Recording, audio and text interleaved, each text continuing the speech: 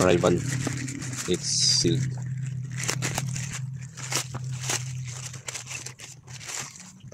Ni smash naman itong ano box.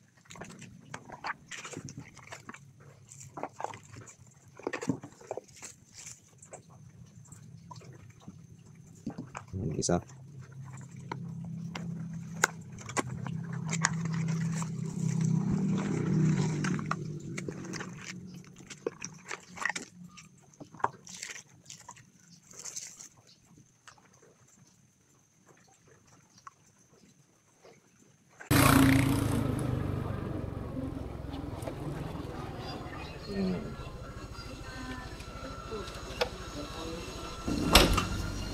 Buti hindi na umabot dito yung sunog, no?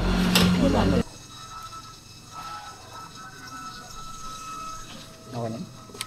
Okay na.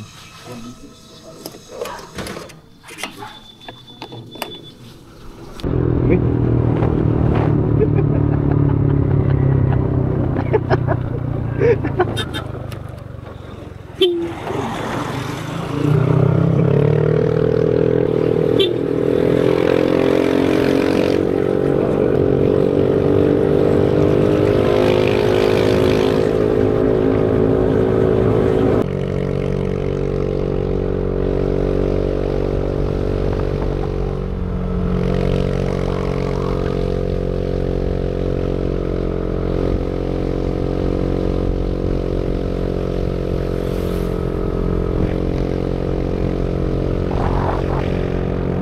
Sabay siya ng music at saka reservo.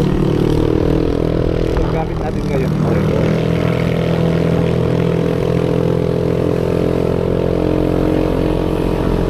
Malupit sila.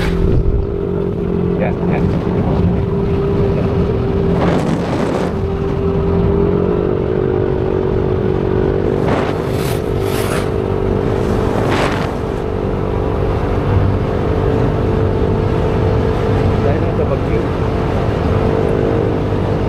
Lalo na nung kakatapos kulay brown yan. Hindi yan green. Ngayon may green.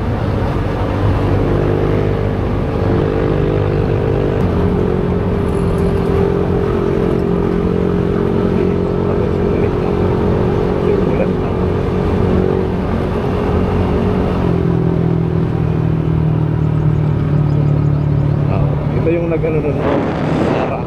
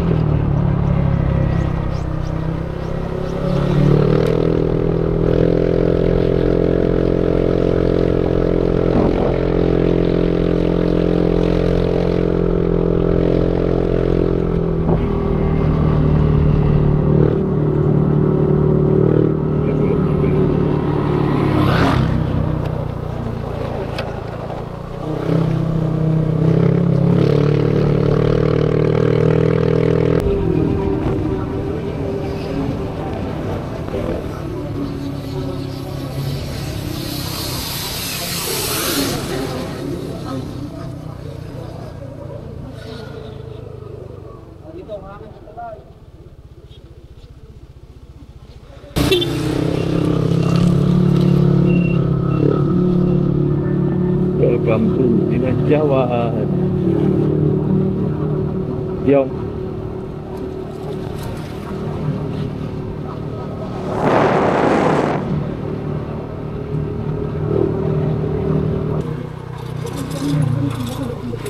Doon nga. Doon, meron din doon.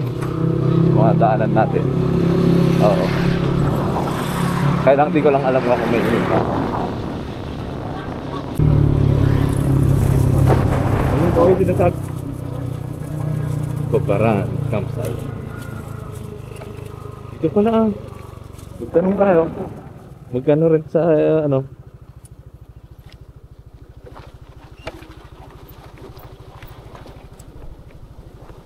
Ba yan? Dito ba?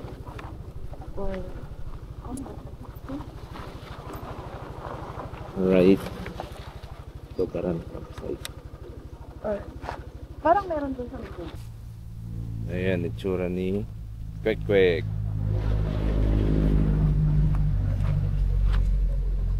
Dami kaming dala-dala. Ayan, so dito na kami ngayon sa Dinadjawan. Ayan, kasama ko yung asawa ko.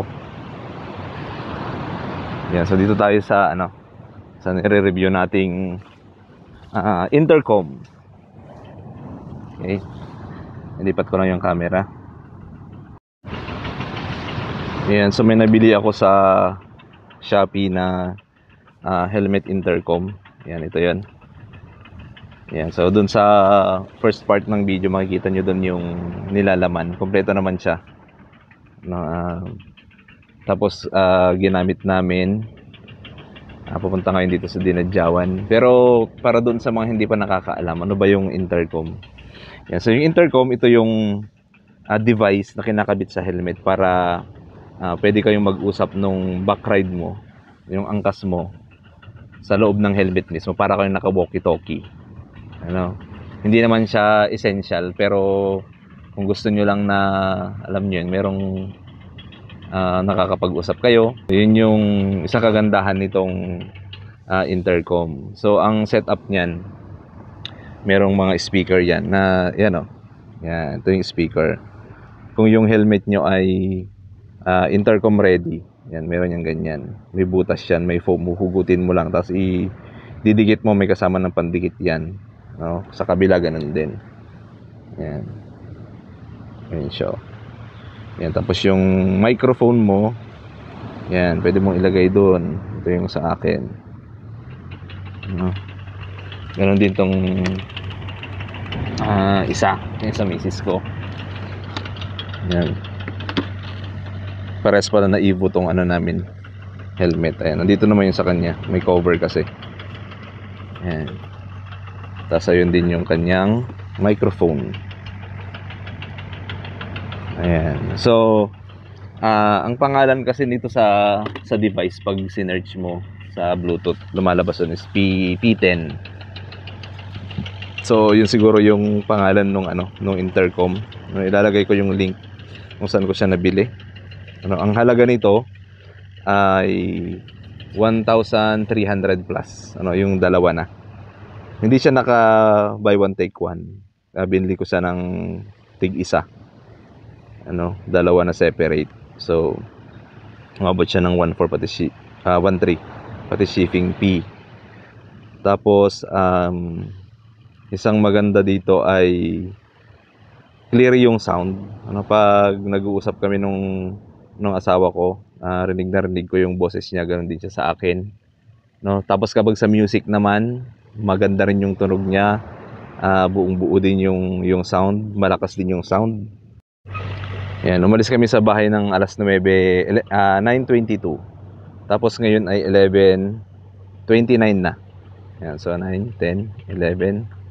Halos 2 oras maigit yung paggamit namin. Hindi pa siya nalolobat. Isa din sa mga reviews na nakita ko kaya ako binili yan is makunat daw yung battery. So yun. At maganda naman yung niya, yung quality all in all. Tapos isa pa pala na to, waterproof. Kahit umuulan, kahit di mo na siya tanggalin. So ito yung itsura niya. Yan, dito mo ikakabit sa ilalim yung connection ng speakers at saka microphone. Yan, isang connection lang naman yan. Yan mo siya ilalagay. Tapos ito yung clip niya. Dalawang klase yung nito, mount. isang clip na ganito, bakal yan. Tapos yung velcro tape. Yung tape na, alam niyo yun, yung merong magaspang sa kabila. Tapos tape yung kabila. Yan, mas pinili ko to kasi mas palagi ko mas secure ito. So yan pala yung pangalan niya, P10-2X na intercom. Okay, tapos kapag na low bat, andito yung niya, charging port. Yan, ito yung charging port niya nasa side, sa baba. Type C na yan. So charger lang ng cellphone. Mabilis lang din naman mag-charge, depende sa charger.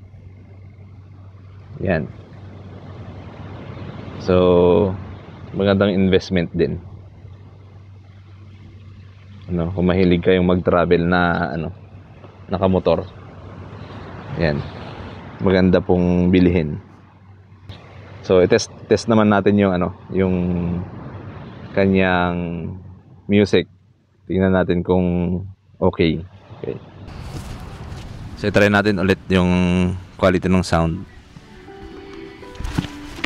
So ito yung mic, ilalagay ko dun sa loob.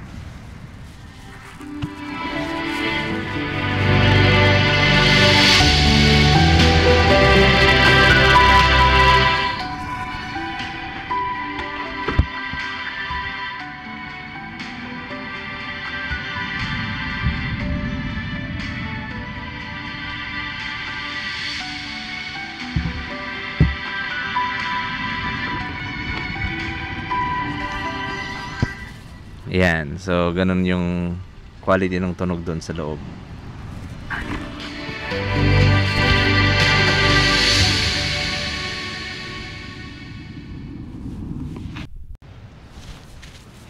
Okay. Binuksan ko yung intercom, tapos itatry natin yung quality naman ng sound naman ng intercom. Papasot ko doon sa asawa ko yung isang helmet, tapos magsasalita siya. Tapos maririnig natin yung boses niya. Okay, iwanan ko tong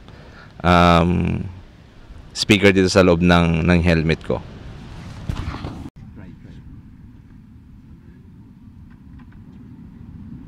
Ayan, so yun yung misis ko, suot niya yung helmet niya, nandun yung isang intercom. Tapos itong mic, yan, ilalagay ko ulit sa loob ng helmet ko para marinig niyo yung sound.